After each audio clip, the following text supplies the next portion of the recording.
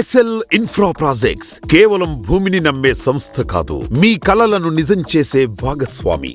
తెలంగాణలో 2 లక్షల ఎకరం భూమి ఉంది. ఈ రోజు తెలంగాణ వాల్యూ నేను ఎక్కడి నుంచి ఎక్కడ తీసుకుపోయిందో మీకు తెలుసు, మీ ఆత్మకు తెలుసు.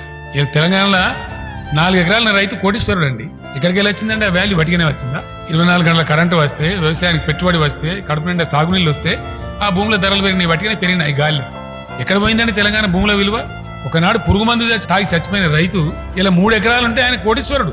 రోడ్డు పక్కకుంటే 50 లక్షలు 60 లక్షల ధర ఇవాళ తెలంగాణలో. మన మంజీరా వాగులో, నిజాం సాగర్ లో ఎవరు నింపారు నీళ్లు? మే నెలలో, ఏప్రిల్ నెలలో అవన్నీ జరిగితే ఇలా భూముల ధర పెరిగిందిగా.